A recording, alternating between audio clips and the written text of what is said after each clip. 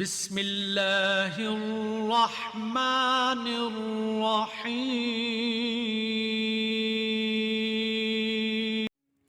نحمده ونصلي على رسوله الكريم بسم الله الرحمن الرحیم محترم سامعین و ناظرین، السلام علیکم ورحمۃ اللہ وبرکاتہ۔ سیرین خواب نامہ میرے اس چینل پہ خوابوں کی تعبیرات اور اس کی تفصیل ہوتی ہیں۔ آج میں ایک نئے موضوع اور ایک نئے خواب کی تعبیر آپ کے سامنے پیش کروں گا۔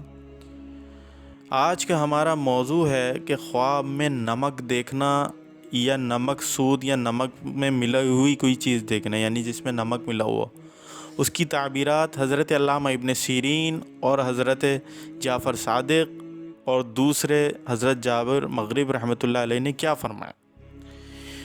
تو چلتا ہوں میں اپنے موضوع کی طرف۔ بات مختصر اور جامع کرنے کی کوشش کروں گا تاکہ بات جلد اور آسانی سے سمجھ میں آ جائے۔ تو چلتے ہیں اپنے موضوع کی طرف۔ حضرت علامہ ابن سیرین رحمۃ اللہ علیہ نے فرمایا کہ خواب میں نمک نقد درہم اور نیک کام ہے، یعنی اس زمانے میں درہم چلتے تھے، اب یہ ہے کہ وہ روپیہ، پیسہ، ڈالر یا دیگر کرنسی چلتی ہے۔ نقد درہم یعنی کیش پیسہ دیکھنا۔ حضرت علامہ ابن سیرین نے فرمایا کہ خواب میں نمک نقد درہم اور نیک کام ہے، اور اگر دیکھے کہ خواب میں اس کے پاس سفید نمک ہے، جیسے ہم لوگ سفید نمک استعمال کرتے ہیں، دلیل ہے کہ اسی قدر نقد روپیہ حاصل کرے گا۔ حضرت ابراہیم کرمانی رحمۃ اللہ علیہ نے فرمایا اگر خواب میں دیکھے کہ اس نے نمک کھایا ہے، یعنی صاحب خواب میں دیکھ رہا ہے کہ وہ نمک کھا رہا ہے، دلیل ہے کہ زہد کی راہ اختیار کرے گا اور نیک کام کرے گا۔ زہد کے معنی ہوتے ہیں یعنی کہ نیک کام کرنا، نماز، روزہ اور دیگر نفلی عبادات کی طرف راغب ہوگا اور نیک کام کرے گا۔ اور میلا سیاہ نمک جنگ اور جھگڑے پر دلیل ہے، یعنی جو کالا نمک جسے ہم لوگ کہتے ہیں، کالا نمک، سفید نمک جو کھانوں میں ڈلتا ہے، کالا نمک جیسے جو ہاضمے کے لیے ہوتا ہے، اور دیگر جو ہے وہ اطباء اور حکیم جو استعمال کرتے ہیں کالا نمک، اور میلا سیاہ نمک جنگ اور جھگڑے پر دلیل ہے۔ حضرت جعفر صادق علیہ السلام نے فرمایا کہ خواب میں نمک 5 وجوہ پر ہے، یعنی خواب میں اگر کسی نے دیکھا تو ان کی 5 وجوہات یا 5 تعبیرات ہی ہو سکتی ہیں، ان اشارات۔ نمبر 1 نقد روپیہ، نمبر 2 آبرو یعنی عزت و آبرو، نمبر 3 نیکی، نمبر 4 بہت سا مال، نمبر 5 نیک خادم۔ اس زمانے میں غلام ہوا کرتے تھے، خادم کے طور پر خرید لیا جاتے، لیکن آج کل کیا ہے کہ وہ نیک خادم سے مراد اگر کوئی حاکم ہے یا اگر کوئی کسی فیکٹری کا سیٹ ہے تو اس کے ملازمین، نیک خادم میں بہت ساری چیزیں آ جاتی ہیں۔ اور برا نمک خواب میں 4 وجہ پر ہے، جیسے کہ وہ کالا نمک بتایا تو برے نمک سے تعبیر ہے اس کی۔ اور برا نمک خواب میں 4 وجہ پر ہے: 1 کھوٹا دھرم، 2 ناخوش باتیں یعنی کہ جو بات دل کو ناگوار گزرے، نمبر 3 غماندہ یعنی غمزدہ ہونا، نمبر 4 خوشی۔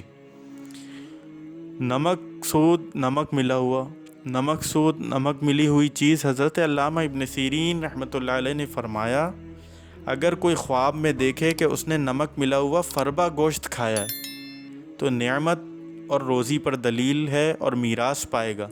فربا گوشت یعنی موٹے گوشت کو کہتے ہیں، بھرا ہوا گوشت کھایا ہے تو نعمت روزی پر دلیل ہے اور میراث پائے گا۔ میراث کہتے ہیں وراثت، یعنی وراثت میں جو کسی کو کوئی گھر ملتا ہے یا کوئی پیسے ملتے ہیں، جو میراث کا مراد یعنی ماں باپ کی جائیداد میں سے یا ماں باپ کے مال میں سے یا ماں باپ کی جو ہے وہ رقم میں سے کچھ ملے تو وہ میراث کہلاتی۔ اور اگر نمک ملا ہوا لاغر گوشت کھایا ہے، لاغر مراد کمزور، نمک ملا ہوا لاغر گوشت ہے، دلیل ہے کہ اس کو نقصان پہنچے گا اور جس قدر زیادہ شوروا ہوگا زیادہ لاغر ہوگا، اور نقصان پر دلیل ہے۔ خواب میں بھنا ہوا گوشت کھانا غیبت پر دلیل ہے، یعنی کہ نمک ملا ہوا اگر کوئی بھنا ہوا گوشت دیکھ رہا ہے تو وہ غیبت پر دلیل ہے۔ حضرت جابر مغربی رحمۃ اللہ علیہ نے فرمایا اگر دیکھے کہ اس نے بھنا ہوا لاغر گوشت کھایا ہے تو دلیل ہے کہ اس کو بادشاہ کے لوگوں سے نقصان پہنچے گا۔ بادشاہ اس زمانے میں ہوا کرتے تھے، اس زمانے میں جیسے وزیر اعظم ہے، صدر ہے، تو ان کے جو لوگ ہیں اس میں پولیس ہے، دیگر ادارے ہیں یا کوئی بھی ہے، تو اس سے یہ مراد ہے کہ دلیل ہے کہ اس کے بادشاہ کے لوگوں سے نقصان پہنچے گا، یعنی کسی سرکاری ادارے سے نقصان پہنچے گا۔ اور اگر دبلے اونٹ کا گوشت دیکھے، یعنی کوئی کمزور اونٹ کا گوشت دیکھے، تو دلیل ہے کہ بڑے آدمی سے نقصان پائے گا۔ اور اگر نمک ملا ہوا گوشت جنگلی دبلے چوپاؤں کا ہے، دلیل ہے کہ جنگلی لوگوں سے نقصان اٹھائے گا۔ حاصل یہ ہے کہ لاغر گوشت میں منافعت نہیں ہے، یعنی ان سب چیزوں میں جو بتایا گیا، ان میں سب میں نمک ملا ہوا گوشت، اس میں جنگلی جانور کا گوشت، اس میں دبلے اونٹ کا گوشت، اس میں جو ہے وہ دوسرے جانوروں کا ملا ہوا گوشت جس میں نمک ملا ہوا، اس کی تعبیرات یہ ہیں۔ ممکن ہے آپ کو میری یہ آج کی ویڈیو پسند آئی ہوگی۔